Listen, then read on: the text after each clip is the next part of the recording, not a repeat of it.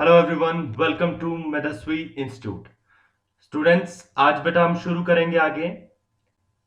हमने last time कहां तक पढ़ा था? हमने पढ़ा था डीएनए में क्या क्या प्रेजेंट होता है, किन किन चीजों से मिलकर डीएनए बनता है। बेटा आज हम शुरू करेंगे, और किसी ने अगर हमारी पहली वीडियो नहीं देखी है डीएनए की, तो बेटा आप प्रीवियस वीडियो को जरूर देखें, तभी आपको ये वाली वीडियो समझ में आएगी। क्लियर? तो बेटा आज हम शुरू करेंगे पैकेजिंग ऑफ डीएनए स्ट्रैंड। बेटा अगर आपको ये वीडियो पसंद आती है तो आप इसे लाइक, सब्सक्राइब एंड शेयर जरूर करें, एंड बेल आइकन को जरूर दबाएं, सो दैट नेक्स्ट टाइम जो भी हम वीडियोस डालेंगे वो आपको सबसे पहले आपको मिले। क्लियर? सो आप पढ़ सकें और अपने एग्जाम के लिए तैयारी कर सकें। क्लियर? आपकी एग्जाम की तैयारी शुरू हो चुकी है। जो आपका एग्जाम कब होना है? फर्स्ट ऑफ अगस्त को। क्लियर? चलिए, तो पैकेजिंग ऑफ डीएनए स्ट्रैंड की हम शुरू करेंगे यहां से। तो बेटा पैकेजिंग जानने के लिए आपको सबसे पहले क्या जानना जरूरी है? चलो पैकेजिंग ही देख लेते हैं। तो सबसे पहले तो ये देखो, हमारे एक सेल में बेटा डीएनए का टोटल जो लेंथ है वो कितनी होती है, या टोटल डीएनए कितने मीटर का प्रेजेंट होता है? That is 2.2 metre. क्लियर? तो ये याद रखना है आपने, 2.2 मीटर का डीएनए होता है हमारे बॉडी में। समझ में आई बात? अब जरा हम दो तीन चीजों को पैकेजिंग से पहले समझ लेंगे, फिर हम पैकेजिंग देखेंगे। राइट? तो बेटा आप सबसे पहले तो आप मुझे बताओ, डीएनए और जीन और क्रोमोसोम में क्या डिफरेंस होता है? तो आपने मुझे बताना है डीएनए, जीन एंड क्रोमोसोम में क्या डिफरेंस होता है। जिस बच्चे को भी पता है आप कमेंट बॉक्स में लिख सकते हैं। राइट? अब अपने जिस जिसको भी जो भी पता है। चलिए जरा शुरू करते हैं। तो बेटा जैसे कि मैंने आपको बताया, हमारे सेल में बच्चे क्या होता है, जो डीएनए है वो 2.2 मीटर का प्रेजेंट होगा। क्लियर? अब बच्चे हम क्या करेंगे, हम इस डीएनए में, हमें पता है ना, आउट ऑफ टोटल डीएनए, सारा का सारा डीएनए तो कोडिंग वाला नहीं होता। मतलब कोडिंग का मतलब है हमारे काम का नहीं होता। राइट? हमारे काम का केवल कुछ परसेंट डीएनए होता है, which is nearly about 3% DNA, that is useful for us. And वो 3% डीएनए करता क्या है? वो बच्चे बनाता है प्रोटीन। हमारी बॉडी के लिए क्या बनाता है? प्रोटीन। ठीक है? मेरी आईज का कलर, मेरे हेयर में क्या प्रेजेंट है? प्रोटीन, है ना? तो मान लो ये छोटा सा एक सेगमेंट है जो मेरी आईज को कोड करता है, और मेरी आईज का कलर कैसा है? रेड। समझ में आई बात? चलो नेक्स्ट के लिए चलते हैं। बेटा ये नेक्स्ट सेगमेंट है, बहुत छोटा सा सेगमेंट है। ये मान लो मेरे हेयर को कोड करता है, और मेरे हेयर में जो प्रोटीन है वो है, मान लो ग्रीन कलर की प्रोटीन है। नेक्स्ट नेक्स्ट एक और सेगमेंट देखेंगे हम। मान लो ये नेक्स्ट सेगमेंट है, और ये है पर्पल कलर का सेगमेंट। तो ये बच्चे मान लो मेरी स्किन को कोड करता हूं। मेरी स्किन कैसी है? पर्पल कलर की। राइट? आ जाओ जरा नेक्स्ट पे। यहां पे नेक्स्ट सेगमेंट है बेटा, ये सेगमेंट कोड करता है मेरे टीथ के कलर को, और वो है ब्लैक कलर के। देखो मैं बन गया पूरा रेनबो टाइप है ना? अभी क्या होगा, अब जरा ध्यान से सुनना मेरी बात को। बेटा ये जो डिफरेंट सेगमेंट्स हैं जो किसी ना किसी प्रोटीन को कोड कर रहे हैं, बेटा इन्हें ही हम क्या कहते हैं? इन्हें ही हम जीन्स कहते हैं। सो जीन की एग्जैक्ट डेफिनेशन क्या होगी? एग्जैक्ट डेफिनेशन लिखना सबने। It is the functional segment of DNA. याद रखना, फंक्शनल सेगमेंट मेंशन करना बहुत जरूरी है, कि सेगमेंट वो है जो फंक्शनल है।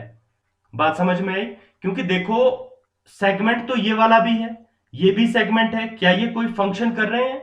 नहीं, तो ये हमारे लिए जीन नहीं है। मुझे जल्दी से बताओ काउंट करके, इस डीएनए में जो मैंने यहां पर बनाया, इसमें कितने जीन्स हुए? तो अगर आप देख रहे होंगे तो first gene, second gene, third gene and fourth gene. तो टोटल कितने जीन है बेटा इसमें? 4 जीन है, 4 जीन। बात समझ में आई? तो हमें समझ में आ गया कि डीएनए क्या होता है, हमने पढ़ा। फिर डीएनए के ऊपर जो फंक्शनल सेगमेंट्स है वो क्या होते हैं? जीन। अब बेटा हम पढ़ेंगे क्रोमोसोम्स क्या होते हैं। राइट? लिखते भी जाना है बच्चे साथ साथ में, है ना?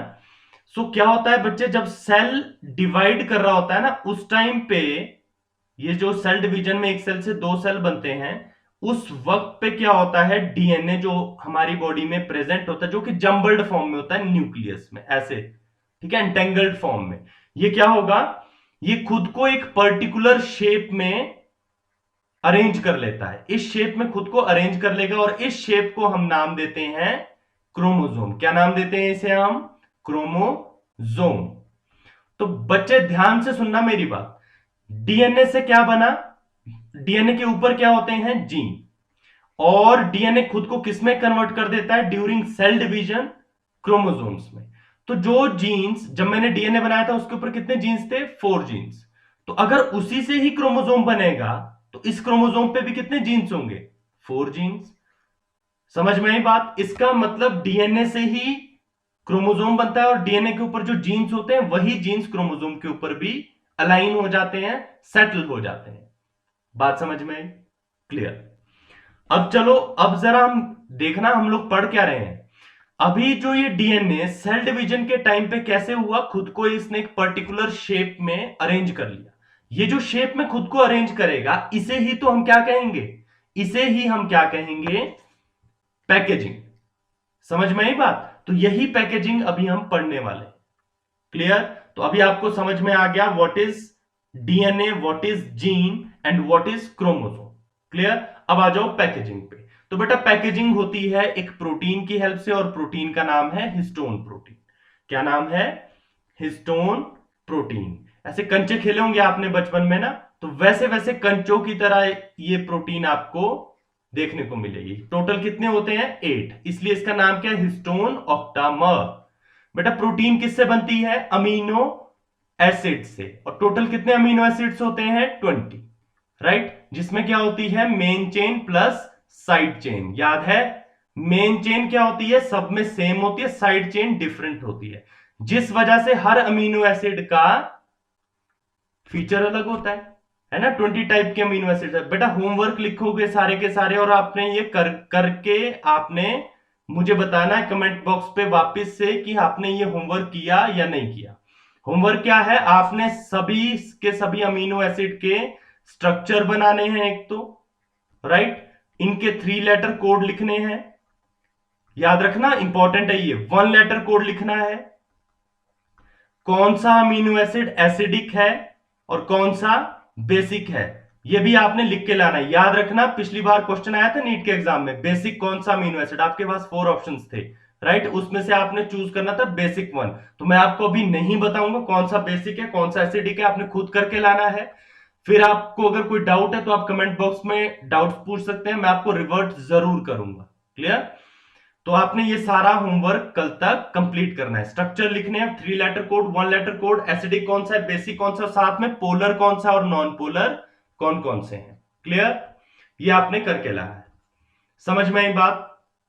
अब जरा एक और चीज ध्यान से देखो, हिस्टोन जो प्रोटीन है बेटा उस पे कौन सा चार्ज होता है? Positive charge. याद रखना इस चीज को। और डीएनए पे कौन सा होता था? नेगेटिव चार्ज, है ना? डीएनए पे नेगेटिव चार्ज होता है। आपने जेल इलेक्ट्रोफोरेसिस पढ़ी होगी जिसमें नेगेटिव टू पॉजिटिव की तरफ मूव कराते हैं हम डीएनए को, राइट? ठीक है। तो हिस्टोन पे बेटा पॉजिटिव चार्ज होता है और ये चार्ज किसकी वजह से होता है?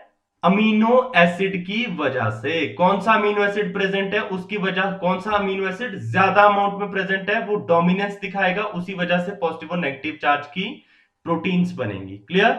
तो हमारे पास क्या है? हिस्टोन ऑक्टामर, जिसमें अब जरा ध्यान से देखना, मैंने कहा था ना कंचों की शेप की होंगी ये, ठीक है? तो इसमें जब देखा गया तो दो दो जो प्रोटीन के स्ट्रक्चर थे बेटा आउट ऑफ ऑक्टामर, वो दोनों सेम थे। तो आपके पास कौन कौन सी है? H2A के 2 ग्लोब्यूल्स, H2B के 2 एंड H3 के बच्चे 2 एंड H4 के भी 2 आएंगे। बात समझ में आई? एंड जो H1 है वो साइड में इस तरह से प्रोटीन होगी जो हेल्प करेगी डीएनए को बाइंड करने में। आपने घर पे देखा होगा ना, जैसे मदर स्वेटर वगैरह बुनते हैं तो वो क्या करते हैं, धागा होता है जो आपके पास, वो धागा जब गोले की फॉर्म में होता है तो आप उसको एक हैंड में पकड़ सकते हो, है ना? अपने एक हाथ में उसे आप पकड़ सकते हो, राइट? इस तरह से। लेकिन अगर मैं उसे खोल दूं तो क्या पकड़ पाओगे एक हाथ में? वो हो सकता है 2 किलोमीटर या 3-4 किलोमीटर लंबा धागा हो, तो आप नहीं पकड़ सकते। इसी तरह से जो डीएनए है वो बच्चे जब एंटेंगल्ड फॉर्म में है, वो न्यूक्लियस के अंदर है ना, 2.2 मीटर का डीएनए, तो वो कैसे होता है? जब पैकेज करता है तो अच्छे से इन प्रोटीन्स के अराउंड खुद को रैप कर देता है। That is wrapping of DNA around the histone octamer. That is a protein. कौन सी प्रोटीन? Positive charge protein. तो जब ये खुद को रैप करेगा और रैप करने के बाद इस तरह का एक स्ट्रक्चर बनेगा जिसे बच्चे हम क्या कहते हैं, न्यूक्लियोसोम। और याद रखना, दो न्यूक्लियोसोम को आपस में कौन जोड़ता है, लिंकर डीएनए। एक छोटा सा स्ट्रेच ऑफ डीएनए होगा, that is the connecting link, या हम बोल सकते हैं between two nucleosome there is a linker DNA. ऐसे समझ लो आप कि एक न्यूक्लियस है, एक सेल है, सेल के अंदर क्या है, एक न्यूक्लियस है, राइट। इस न्यूक्लियस में इस तरह से ये न्यूक्लियोसोम्स एक दूसरे के साथ अटैच्ड होंगे। समझ में आई बात? इस तरह से आपको ये दिखेगा। तो मुझे जल्दी से बताओ, मैंने इस न्यूक्लियस में कितने न्यूक्लियोसोम बनाए? वेरी गुड, कितने बनाए, जल्दी से गिनो। 7 न्यूक्लियोसोम, करेक्ट। बात समझ में आई? तो इनको बीच में से कौन जोड़ेगा, linker DNA. Done, that is packaging of DNA during cell division. Done. अब आते हैं नेक्स्ट पे। तो बेटा कुछ पैरामीटर्स हैं, जैसे ये जो डीएनए है। अच्छा, आपने एक और चीज होमवर्क में करके लानी है, मैं पूछूंगा आपसे नेक्स्ट क्लास में और आपने मुझे आंसर करना है कमेंट बॉक्स में। आपने बच्चे एक और होमवर्क करके लाना है, that is types of DNA. कितने टाइप का डीएनए होता है, और आपने देखना ए बी जेड इस तरह के आपको टाइप्स मिलेंगे, राइट। आपने बताना है कि किस टाइप के डीएनए में कितने बेस पेयर होते हैं एक ग्रुव में। जैसे ये कौन सा ग्रुव है, माइनर ग्रुव। ये कौन सा ग्रुव है, मेजर ग्रुव। क्लियर? ये कौन सा है, माइनर ग्रुव। तो आपने बताना है कि एक मेजर ग्रुव में कितने बेस पेयर होते हैं। तो कितने होते हैं, ए बी जेड में आपने पता करके लाना है। और फिर आपको यह भी पता होना चाहिए कि हम लोगों में, ह्यूमंस में किस टाइप का डीएनए प्रेजेंट होता है। डन, ठीक है। तो मेजर ग्रुप का अगर आप इधर देखोगे तो आपको पता चलेगा ये कितना होता है, 3.4 नैनोमीटर। बेटा इसी को आर्मस्ट्रॉन्ग में करोगे तो 34 आर्मस्ट्रॉन्ग, और इसी को मीटर में करोगे तो 3.4 into 10⁻⁹ metre. Got it? Same. अब अगर आप देखोगे तो आपको ऐसे भी समझ में आ जाएगा, दो बेस पेयर के बीच का डिफरेंस कितना होता है, 0.34 नैनोमीटर। जीसी और एटी के बीच का difference, that is 0.34 nanometre, which means 3.4 angstrom. और अगर इसी को मीटर में करोगे तो 0.34 into 10⁻⁹ metre. Very very important, पिछली बार नीट के एग्जाम में क्वेश्चन आया था ये, ठीक है। आपको डायरेक्ट क्वेश्चन दे दिया गया था, आपको बेस पेयर के बीच का डिफरेंस इतना ही दिया था। आपको बोला गया था कि 3 इंटू 10⁻⁹ हमारे पास टोटल बेस पेयर से, बताओ लेंथ कितनी है। तो आपको लेंथ तो वैसे भी पता होनी चाहिए थी डीएनए की, दैट इज 2.2 मीटर। वो वैसे ही आपको कैलकुलेट करने की भी जरूरत नहीं थी, आपको पता चल जाती है ना। तो अगर इधर से देखूं तो मुझे पता चलेगा इस मेजर ग्रुप में टोटल 10 बेस पेयर हैं। और बेटा एक बेस पेयर के बीच का डिफरेंस 0.34 नैनोमीटर। तो 10 के बीच का टोटल डिस्टेंस कितना आएगा, 10 multiply by 0.34 nanometre, which is equal to 3.4 nanometre. Clear? तो यही तो दिया है यहां भी, 3.4 नैनोमीटर। समझ में आई बात कैसे निकालना है? चलो जरा एक क्वेश्चन लिखो। मान लो मेरे पास एक डीएनए है और इस डीएनए के ऊपर टोटल बेस पेयर्स कितने हैं, मान लो 500 बेस पेयर्स हैं। कितने हैं, 500 बेस पेयर। तो आपको बच्चे, और distance between two nitrogenous basis और बेस पेयर्स कितना है, 0.34 नैनोमीटर, जो कि एग्जैक्टली सेम है जो यहां भी दिया है। तो बेटा आपको मुझे इस डीएनए की लेंथ बतानी है। शाबाश, कमेंट बॉक्स में आप सभी ने रिप्लाई करना है कि लेंथ क्या होगी डीएनए की, अगर उसमें बेस पेयर 500 है और दो नाइट्रोजिनस बेस पेयर्स की बीच का डिफरेंस कितना है, 0.34 नैनोमीटर। तो मुझे जल्दी से बतानी है लेंथ, और वो भी मीटर में, नॉट इन नैनोमीटर। किस में बतानी है, मीटर में। क्लियर? चलो जरा मैं देखूंगा, और नेक्स्ट स्लाइड्स में अगर आप क्वेश्चन के आंसर करोगे या फिर कोई गलत करेगा तो मैं उसका आंसर भी आपको करेक्ट करके बता दूंगा। और यही क्वेश्चन एग्जैक्टली आपको नीट के एग्जाम में आया था पिछली बार। समझ में आई बात? अब आता है बेटा नेक्स्ट कॉन्सेप्ट हमारा, सेंट्रल डोग्मा ऑफ लाइफ। क्या होता है बेटा सेंट्रल डोग्मा ऑफ लाइफ? तो आपको पता है बच्चे, डीएनए से क्या बनता है, आरएनए। आरएनए से क्या बनता है, प्रोटीन। बेटा डीएनए से आरएनए बनता है, उसे हम क्या कहते हैं, ट्रांसक्रिप्शन। और आरएनए से प्रोटीन बनता है, उसे कहते हैं ट्रांसलेशन। समझ में आई बात? और आरएनए से वापस डीएनए बनेगा, दैट इज रिवर्स ट्रांसक्रिप्शन। और रिवर्स ट्रांसक्रिप्शन के लिए कौन सा एंजाइम लगता है? Reverse transcriptase. कौन सा लगता है? Reverse transcriptase. कोई एग्जांपल बताओ। तो एग्जांपल अगर मैं आपसे पूछूं तो आपको याद आना चाहिए एचआईवी वायरस, जिसके पास क्या होता है? Reverse transcriptase. इसी वजह से इसका नाम क्या होता है? Retro virus. याद आया कुछ? रेट्रो वायरस भी से कहते हैं। ये क्या करता है? हमारे सेल में एंटर करता है और वहां पे अपने आरएनए से क्या बना देता है? DNA, due to reverse transcriptase enzyme, और with the help of reverse transcriptase enzyme. समझ में आई बात? अच्छा, डीएनए से जब डीएनए बनेगा उसे क्या कहेंगे? रेप्लिकेशन। क्लियर? इसे क्या कहेंगे हम? रेप्लिकेशन। सिंपल है। सो बेटा एट द एंड डीएनए से बनता क्या है? डीएनए से बनता है अल्टीमेटली काम क्या है? Protein banana. That is central dogma of life. Ultimate motive क्या होता है डीएनए का? प्रोटीन बनाना। अच्छा, अगर आप इस डायग्राम को नीचे ध्यान से देख रहे होंगे तो आपको पता चलेगा कि आरएनए से जो प्रोटीन बनी, अमीनो एसिड की चेन बनी, दैट इज प्रोटीन ना। प्रोटीन इसी को तो बोलते हैं। बट बीच में आप एक फोल्डिंग नाम का वर्ड सुन रहे हैं। बेटा फोल्डिंग क्या होती है? फोल्डिंग होती है पैकेजिंग। वेरी इंपॉर्टेंट, ध्यान रखना, इस बार क्वेश्चन आएगा एग्जाम में। क्या होती है फोल्डिंग? पैकेजिंग। पैकेजिंग कौन से ऑर्गेनेले में होती है? शाबाश, जल्दी जल्दी आंसर करो, जल्दी जल्दी। बेटा पैकेजिंग होती है गोल्जियाई बॉडीज में। अच्छा, गोल्जियाई बॉडीज में बेटा पैकेजिंग होती है, तो कौन करता है पैकेजिंग? गोल्जियाई बॉडीज में से क्या होती है? अच्छा, मुझे एक बात बताओ, मान लो फौजी हैं आर्मी के, जो आर्मी में सेलेक्ट हुए हैं कुछ फौजी नए नए, उनको ट्रेन कौन करता है? तभी तो वो फौजी बनेंगे ना। उसमें से क्या होगा? कुछ फौजी बॉर्डर पे जाएंगे, कुछ कहीं जाएंगे, कुक बनेंगे, कुछ ड्राइवर भी बन सकते हैं, राइट? तो उनको ट्रेन कौन करता है? बेटा ट्रेन भी तो फौजी ही करते हैं ना। फौजी फौजी को ही ट्रेन करेगा, तभी तो फौजी बनेगा बंदा। ठीक? तो वैसे ही इन प्रोटीन को फोल्ड भी कौन करती हैं? प्रोटीन्स ही करती हैं, जो कि गोल्जियाई बॉडीज में प्रेजेंट होंगी, राइट? और इन प्रोटीन्स को क्या कहा जाता है? शेपेरॉन्स। वेरी इंपॉर्टेंट, ध्यान रखना इस चीज का। क्या कहा जाता है इन्हें? Chaperones. Chaperones are the protein present inside the Golgi bodies which help the amino acid chain to fold into the protein that is used by the body. तो नॉर्मली इस प्रोटीन, जो ये अमीनो एसिड की chain बनी ना after translation, इसको body use नहीं करती। मान लो आप लोग बाजार गए, आप लोगों ने चावल खरीदे, घर आए, उन चावलों को क्या किया? थाली में रखा और खाने शुरू कर दिया। ऐसा करोगे?